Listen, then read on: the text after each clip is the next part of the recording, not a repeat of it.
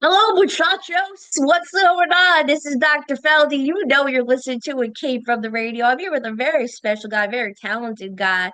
He's done a lot of very interesting productions, comedy, horror over the last maybe 20, 25 years. Some of you guys weren't even alive when he got to start. He's the legendary Peter Bune or Producer Pete or Pete Gasm, or he goes by a lot of names, so do I. But anyway, welcome to a Came from the Radio.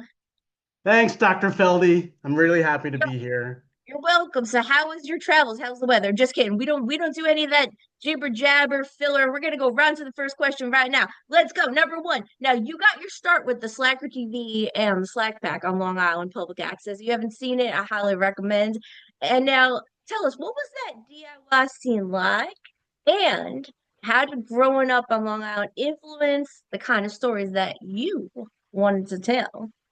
Well, to begin, thank you for the free therapy. I see you're dressed as a doctor and your glasses are crooked, and I feel like I don't know where I am right now. It's pretty psychedelic. I know this is radio, so people can't see what you look like, but This video component.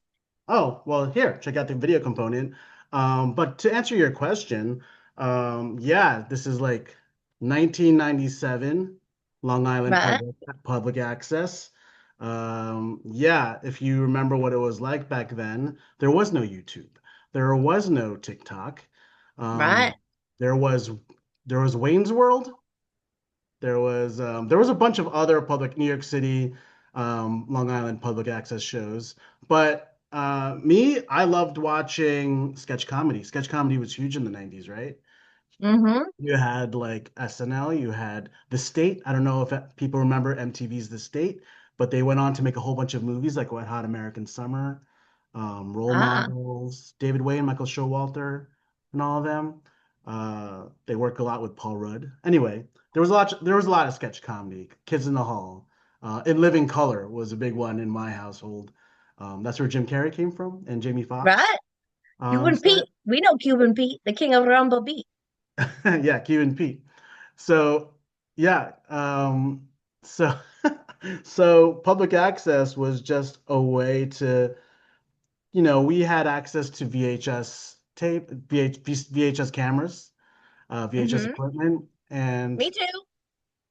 yeah, you either borrowed your parents' camcorder or you did what we did and we stole from our high school TV department.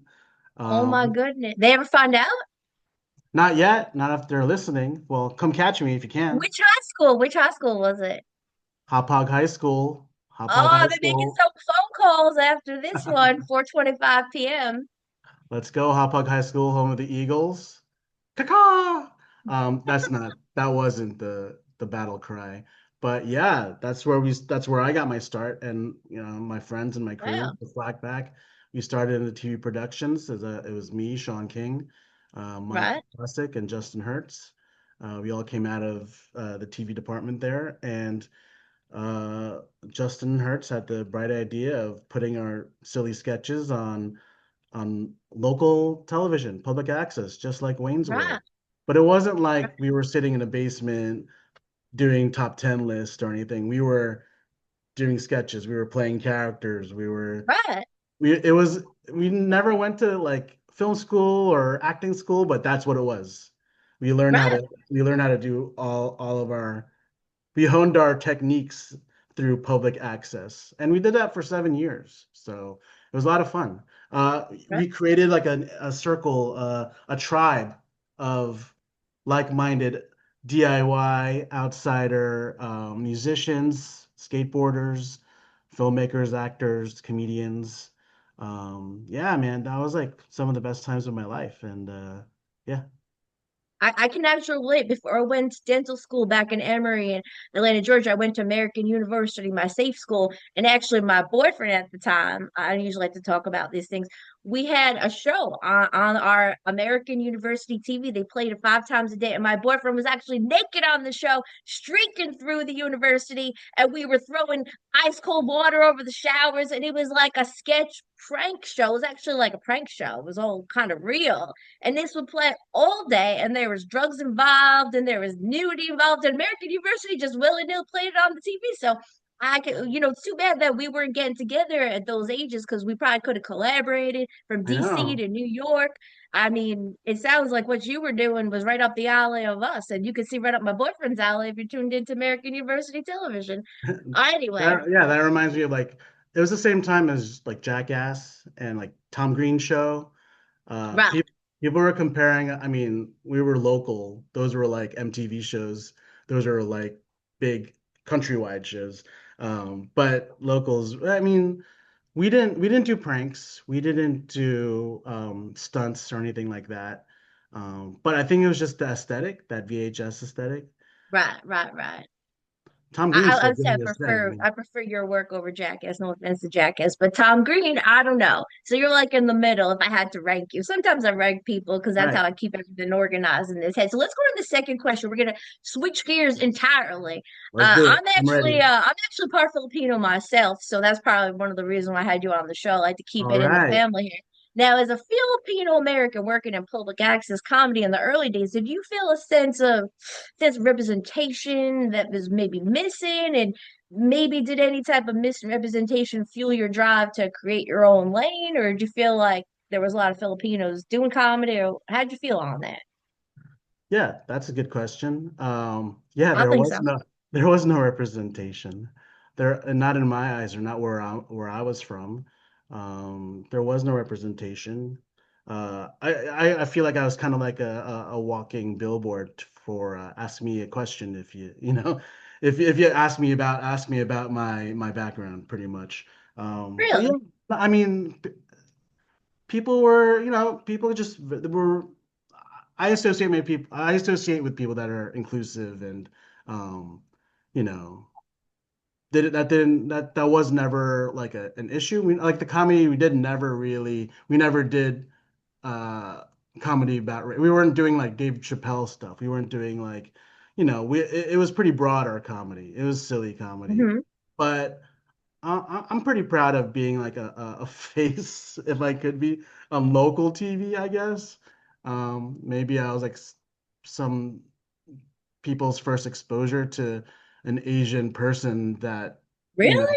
sounded like me. I don't know, I grew up in the 80s, and Right. it was my parents came to like Long Island in the 80s, and we encountered some stuff. Sure. Really? Oh yeah, yeah, of course. Wow. There was a little bullying in the 80s, but like, TV got better in the 90s. But yeah, so being Filipino nowadays, you got guys like Joe Coy, you have like more I love yeah, Chipotle. you have like Bruno Mars doing his thing, right? There's some Filipinos out there, Right. really talented.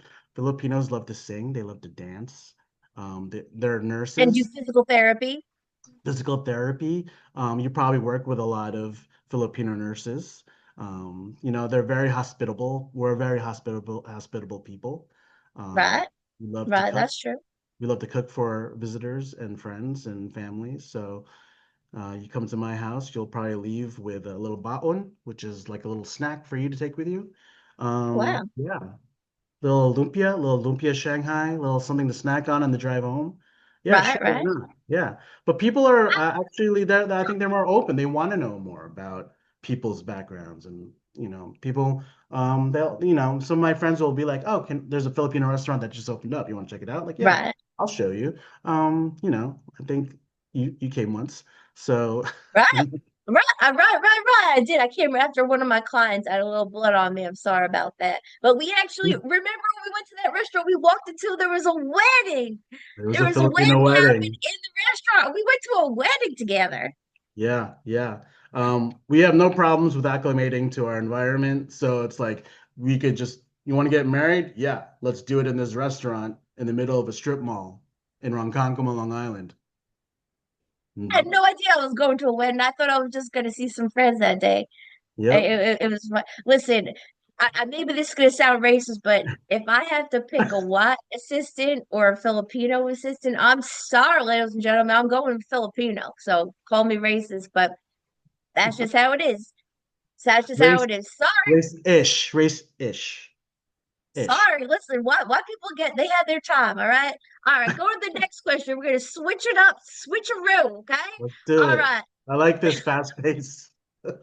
Yeah, we gotta keep it going because on It's like a radio. game show. I Actually, feel like I'm in a game show. I'll be ready to like answer questions. oh no, there's no games here. I'm just straight up just being real and just having a real talk with no pretenses, no nothing. And you know what?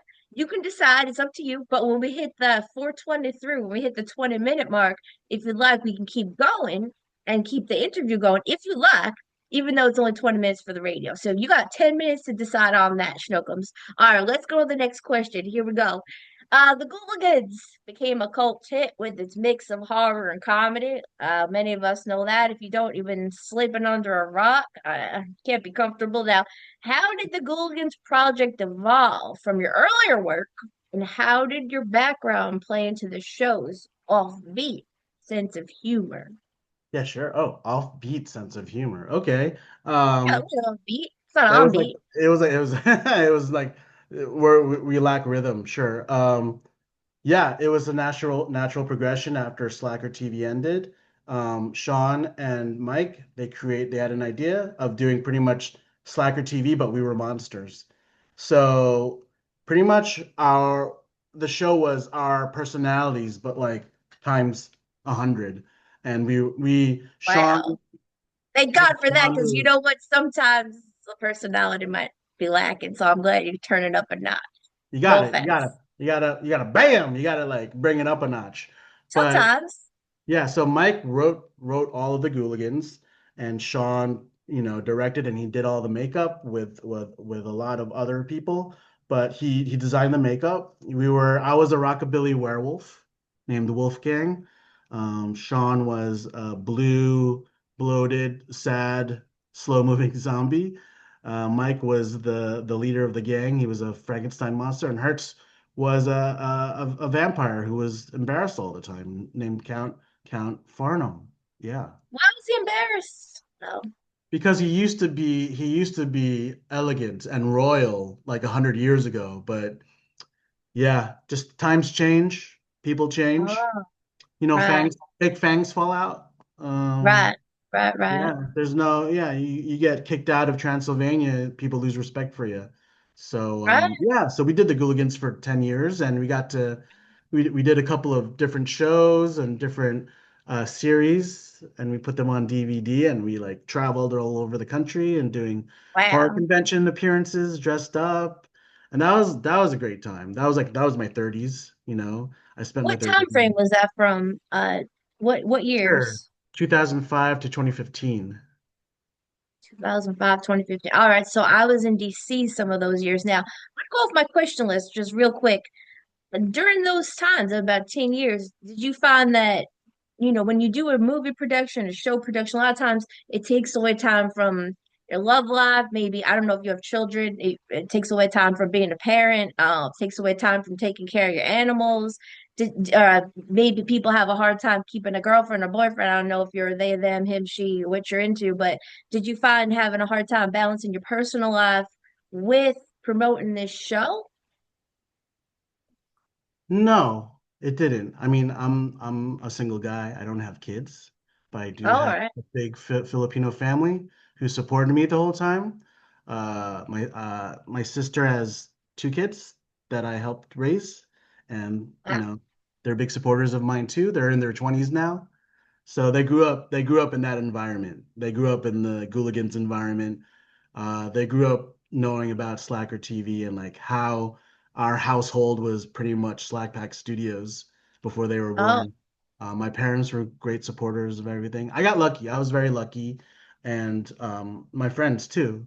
Our tribe, I call it our tribe because right, you gotta find your tribe of like-minded people because you can't do right, these things alone. It's very hard to right. do these things alone. So you got to find your people, you got to find your tribe, and they're also part of my family. Like the Slack Pack Forever is part of my family. So yeah, it wasn't hard. Although I'm single still now, that's probably something else that I'll have to go to therapy for another session. But as far as career-wise, no, it wasn't an interference. I mean, you're living on Long Island now, right? I'm in Queens. I'm in You're in Queens. Queens. All right. I I'm don't in know Kew how the Queens Gardens. ladies are, but Queens is technically Long Island. For me, I used to be a dentist. Now I just do Botox and lip injections. I would not recommend about 80% or more of the women on Long Island to be a dating companion. Their expectations are a little much. You're gonna have to pay for everything, including the lip injections, maybe 70%. So you gotta be really careful as a man. So I might recommend you stay single or be very use discernment. Discernment. You have to be very careful because you might not know. The whole essence of a woman is actually fraud. They have push-up bras, they have lipstick changing their lip color. I even did it. I'm a lady. I changed my lip color for you today. You just never know if their hairs or wigs or hair extensions or you don't Some of know them what you get. tattoo their eyebrows.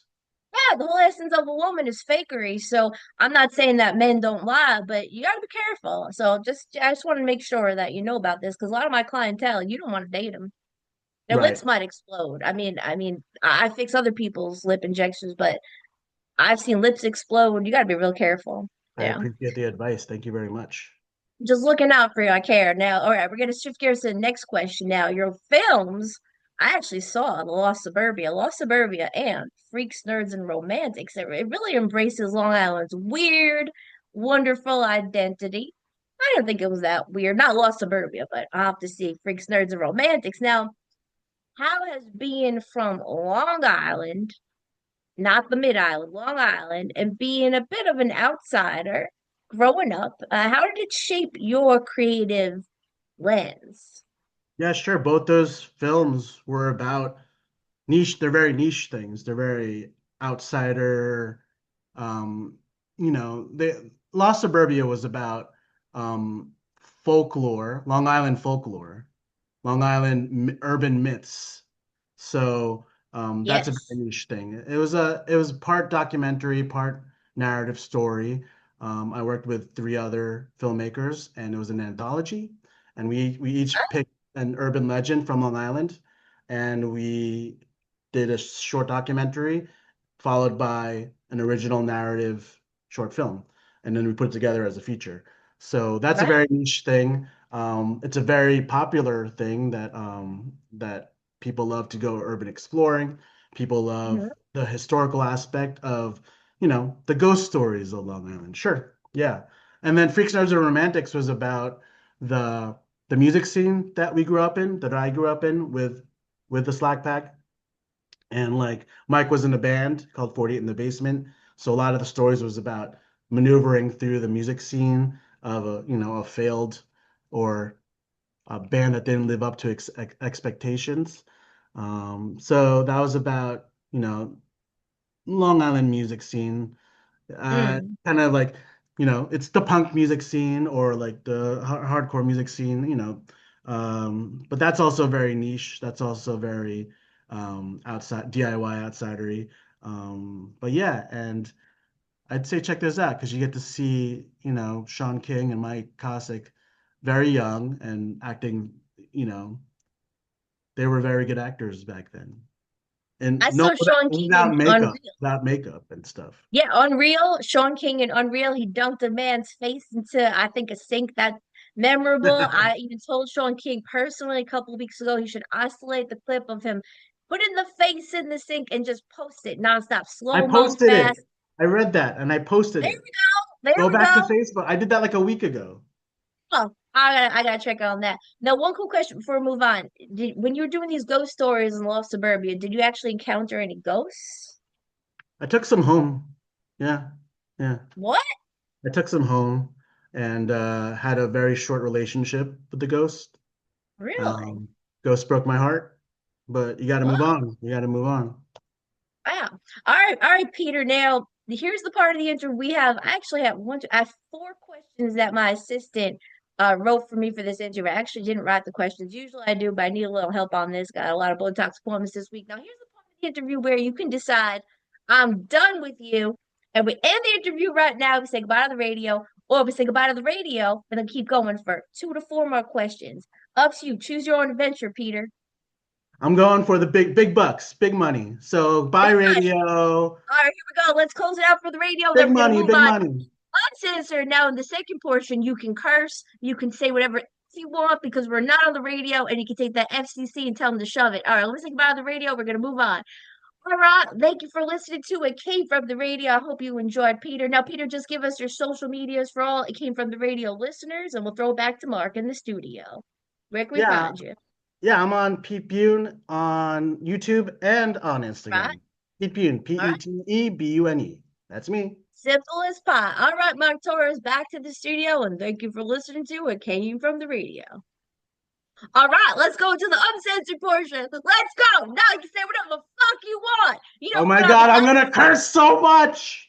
do whatever you want. Listen, I've been in the office all day, and I try not to curse when I'm doing the makeup and the ladies. So now I can just relax. It's good to relax with you, Peter. Let's go. All right, next question. Question number 5. Let's go. Outsider characters show up again and again in your work, from slacker heroes to cryptid hunters to undead rockers. Do you think that comes from your own experience of being a little outside of the mainstream? Say the first part again. Yeah, the I'm outsider I'm I'm so characters. nervous because there's money on the line, right? There's no money on the line. If you Oh, want to give me five I dollars, thought, okay, I just want to $5 for answer. your troubles, though, if you like, I give you $5. You're worth $5. Basically, like outsider characters are constantly showing up in your work. You got cryptid hunters, you got undead rockers. So do you think that like you feeling like an outsider Okay. and outside the outstream is why you put these outsider characters in your work? I just think they're the most interesting. Um, Right. I guess subconsciously, I've felt like an outsider. You know, the Filipino thing, the I guess the Shocking. Filipino thing. No, because like it's a lot of the stuff that we've made, I've made with my my team and my group. Like, they're not mainstream successes, right? They're not seen by the mass. They're not devoured by mass consumption. We never went viral or anything. Pretty much, Right. uh, pretty much, we're still pretty much unknown, right? So, but I think those are the most interesting stories to be told. Um, and you want to tell original stories. You want to tell stories that haven't been done. Or I do. I want to try to come up with characters that haven't been done, over and over again, Right. or told from a different angle, told from a different point of view. Uh, Right. Right.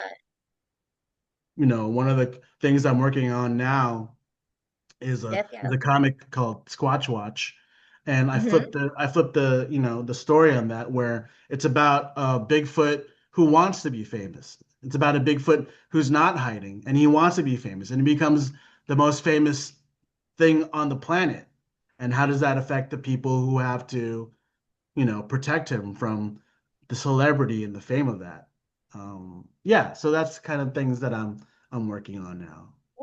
Quick aside before we go to the next question. Where do we see Squatch Watch? Where is this happening? Well, so comics I'm a very slow worker, so comics are Heard. even comics are even slower. So I finished one issue, working on the second Yeah. issue that's almost done. Right. But it hasn't been released yet, but I've used it to get me other jobs. I've used it to get other writing jobs. But me and my writing partner, TW Conklin, we're going to start a Kickstarter probably the next year just to produce, because we have like a ten issue arc that we want to produce. Then we have to pay artists, we have to pay letterers, we have to pay um, Right. colorist. It's pretty Mm-hmm. much, I found that making comics is almost like making films. You have your writer, and I feel like your artist, your main inker, is your DP. He's pretty much your camera, Right. your eye. So that's the artist. Letterers are sound. You're Right. reading sound, and colorist is your gaffer. It's your lighting. So you need Well heads of, said. yeah, you need production heads Right. that you trust. Um, Hard yeah, to find that. and your characters are your actors, right? So Right. Right. Well said. so yeah, so that's what I'm working on. And Watch watch. to answer your question, yeah, I just think they're the most interesting uh characters to write about. Let's go right into it. So now with Deathgasm Ah, and Squatch Watch, you're gonna be continuing your blending this genre storytelling with satire, cultural commentary. So what exactly are you trying to say with these projects and why are they unique to you? Why are you doing this? so Deathgasm is what the big project I'm working on now, and Uh, we just finished our Kickstarter campaign, and we raised a bunch of money, and it's yeah, it's not only a graphic novel. So I wrote an 80-page graphic novel, and that's the bridge companion to. So Deathgasm was a 2015 New Zealand horror comedy, right, uh, and written and directed by Jason Howden. And we partnered up, and I wrote the bridge companion to the sequel, Deathgasm 2, Gormageddon, that's coming out later this year in the fall. So yeah, you have to watch Deathgasm 1, read the graphic novel, and then watch Deathgasm 2 later this year. Uh, right. but yeah, Lots that's of blood. lots of blood, lots of gore, splatter. It's a horror comedy. So yeah, it's not all scary. It's a lot of laughs. It's pretty much in the vein of Peter Jackson's earlier works, like Brain Dead, um, Bad Taste, shit like that. I cursed. Yeah, All so good, all good. So we got Squash Watch personally, and not. I mean, this is my show technically, so I can weigh in on opinion. Squatch Watch sounds like a lot of fun. it is. I'll That send it to sounds you. real. I see too much blood already, in the office. I don't like blood. That's why I quit dentistry and do these injections. It was just too much blood for me. So I'd be afraid, maybe I'd be scared. But I guess if the blood didn't come through the page, like this isn't like a scratch and sniff, right? I mean, No, but that would be awesome. That's a great idea. maybe you do scratch and sniff, deathgasm. Maybe you could smell the gasms. That's I don't know. I'm just thinking for you. Maybe true. uh maybe like you can puncture parts of the book and like stuff comes out, maybe. You could do things like rub onions on the pages or banana peels, and then Right. it's like you can do your own scratch and sniff at home, DIY style. So That's rub true. your armpits, just like turn the page, just rub your armpits on, and then be like, whoa. But my armpits don't smell nowadays. I use something called Bella Beauty smell spray. You spray it, you wipe it, then you put deodorant. You won't have BO for 24 hours. So I have to stick with the bananas. But anyway, let's move on. Enough about this. I just wanted to show off that I don't have smell nowadays. It's a new development. I'm quite excited about it. Congratulations. I've been stressing over the smell for 40 years. I'm 41 years old almost, and now I finally don't have it. So it's really a tremendous accomplishment. All right, number seven. Now, you, Peter Bune, you've worn a lot of hats over the years. I've seen you physically wear a lot of hats, and you metaphorically writer, director, actor, producer, uh, friend, companion, uncle, family member, Lover, uh, fighter. lover, fighter, confidant. Now, how do you decide which role to step into on any given project, on any given Sunday or any given Monday, whether Jamie Foxx is there or not? How do you feel most creatively free in which role? Oh, writing. Absolutely. Because Writing. writing is very isolating.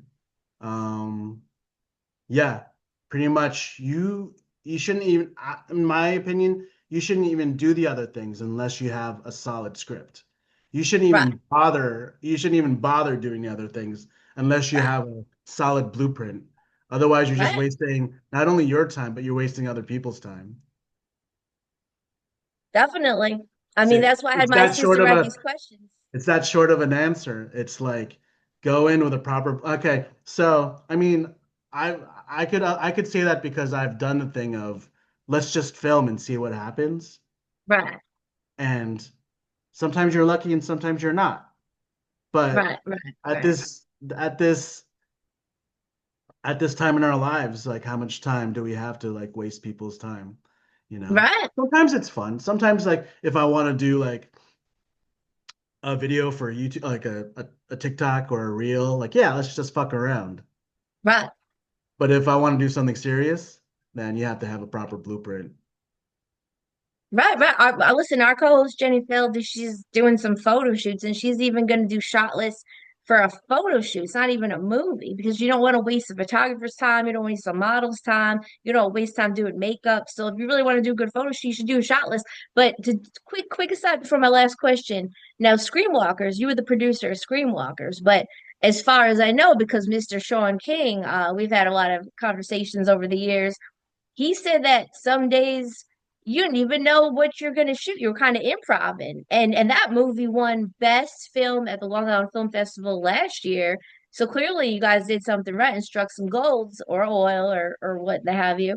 Uh, so was that true? Did you really like not know what you're going to do some days and just kind of putzed around or what happened? Yeah, he had a script, but Right? With Screamwalkers, we were lucky because you could do that. You could do stuff like that if you have full trust in your actors. Mm-hmm. If you trust your actors to know where the story is going, where it's supposed to start, where it's supposed to end, throw in some ad libs, throw in some jokes, you know, throw in some ideas of their own. Right. Because a movie, any project is like, sorry, I'm just getting over a cold, but I'm uh, sorry. thank you. Any project is written three times. It's written, physically written, script wise. It's written while you're filming, and then it's written Right. while you're editing. Right. Right. Like, And if you're some production companies, you might throw the script over a banister. Not saying this hasn't happened to me when I was trying out acting recently. And the director might say, we don't even need the script. And then I don't know what you're doing on set. When that's happened with me. wow, Right. that's Imagine tough. that. That's tough. That's tough. All right. So, yeah, Screamwalkers definitely worked out. And I'd imagine you have to really trust your actors, trust your DP, trust your sound guy if you're going to be freestyling like that. Hmm. I mean, when we did Slacker TV, nothing was written. Everything was pretty much, but we had time. It was just four guys who were, we were teenagers and we were just kind of like, we spent all our time together. So ideas would come up all the time. We'd be like, Chemistry. yeah, we built chemistry over 7 years. And then it was just a matter of who had the camera and let it roll. But then when you get older and more people get involved, when money gets involved, you have to be professional. You have to do it right. You can still have Right, fun. You can still have tons of fun. You have to build a right, fun environment, you know. right. You have to build an environment, a set that people want to show up to, that people can't wait to work with you. And yeah, and that's how you keep on working. Listen, when I was a dentist full time, I was a dentist for 20 years and I always told jokes. I always kept it light. In fact, I didn't even wear a lab coat sometimes. I wear a lab coat now because, I'm doing minor surgery. I need to up my credibility. I want people to see me as a doctor, so I'm actually dressing up as a doctor nowadays. But when I was a dentist, I'd wear t-shirts, jeans, I would just joke around. Sometimes I'd even go bowling with some of my patients and we'd keep it light. Even if I was doing a root canal or even if we couldn't save a tooth, sometimes you can't save a tooth and the tooth's got to die and you got to pull out the root and you can't save it. And that's a tragedy and that's a death. But we'd still be joking around. We'd still keep it light. We'd still have a good time. We had a great time in 1986. We've been laughing. We've been laughing so hard, I have a hard time even holding the drill straight. So you can have fun on even when you're being professional and really that's a sign of intelligence is it you can be professional, keep up high standards, but also keep it light, keep it joking. That's a sign of a high IQ. That's a sign of intelligence. So, Peter Bune, I commend you for that. And let's go to our last question.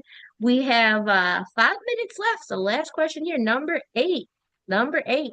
Now, looking back at your early days filming with friends on Long Island, which I did, watching the Slack Pack, watching the Gilligans. And what would you tell that kid now? And part two of this question, what stories are you most excited to tell next, especially as a Filipino American voice in genre media? Oh man, what would I tell 18-year-old Pete? Yeah.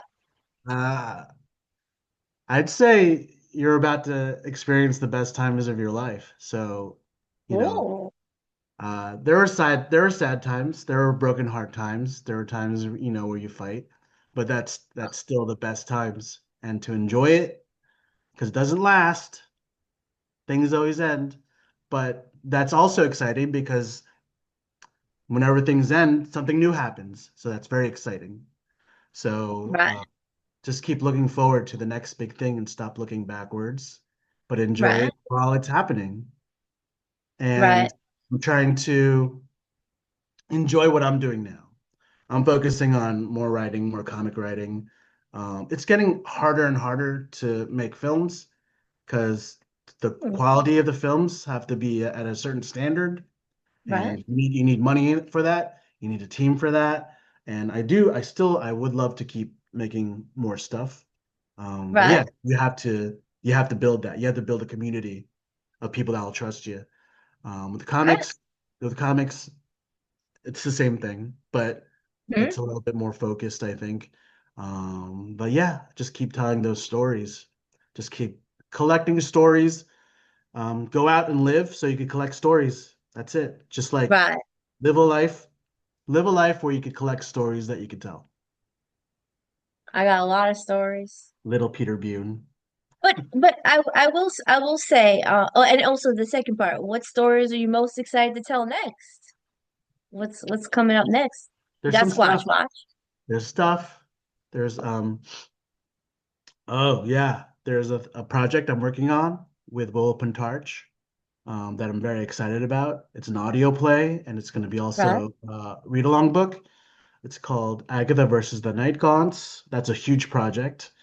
Um, it's in the works right now. I'm in the middle of production on that. Right. And I have a list of ideas, so many, so many. It's just the time. It's just the time. I think my focus Right. now is just on finishing things. I don't finish Right. things. I don't finish things well. So my Right. 2025, 2026 is finish things before you start new things. So that's it. That's how you change. You recognize the problem, and then you say, all right, why did it happen? And then you fix it. And a lot of people don't even recognize the problem. That's why you see people just some filmmakers we talked about before we started, they don't grow. 20, 30, 40 years, they're not growing. But I quick aside now, you said that we got 90 seconds left. You said that the quality keeps going up with filmmaking. However, there's a lot of vertical media. So you could definitely do vertical series that people watch on their phones Yeah, and you could shoot it all on a phone. You don't even have to get these big fancy cameras. So there's nothing stopping you, producer Pete. You can keep going because things are going vertical.